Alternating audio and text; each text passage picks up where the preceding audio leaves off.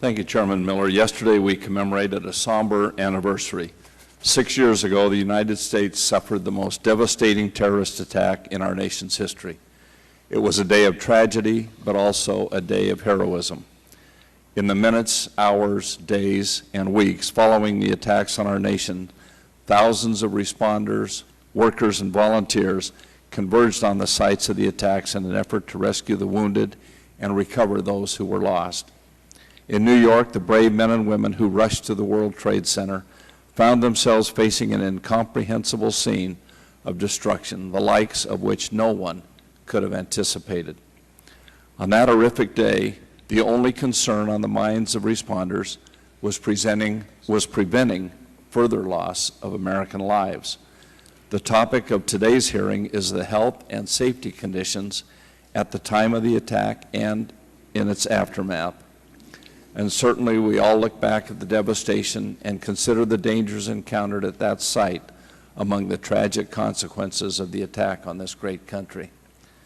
However, in hindsight, we must try to remember the unprecedented circumstances thrust upon our responders, workers, and volunteers, and on the safety officials overseeing that effort. We must try to comprehend the challenges they faced and the decisions they made in the split seconds after terrorists carried out an unthinkable attack. That is not to say that the health and safety of those on the scene weren't a critical concern then as they are today, nor is it meant to imply that safety personnel did not act quickly to address these challenges.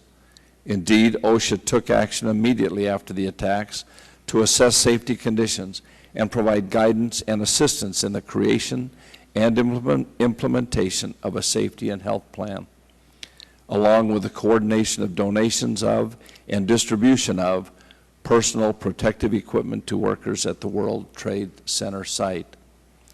Responders did the best they could with the procedures and equipment available to them following the attacks.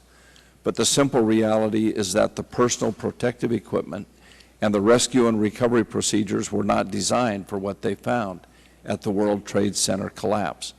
The unprecedented nature of the attacks presented the recovery team with unprecedented challenges. I appreciate the purpose of today's hearing, which is to hear the stories of those who may be suffering as a result of the conditions at the attack site, as well as to hear about what was done to protect those participating in the recovery and what may be done in the event of future disasters. The title of today's hearing asks why the workers were not protected.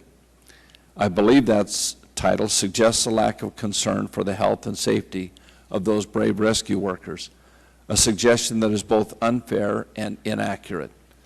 But I hope today we can take a step back to look also at what protections were offered and to acknowledge the impossible choices that face safety personnel trying to protect rescuers without standing in the way of those who needed to be rescued.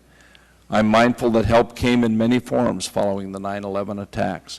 Many independent contractors and industries sent heavy machinery, personal protective equipment, and workers to New York to assist in the rescue and recovery.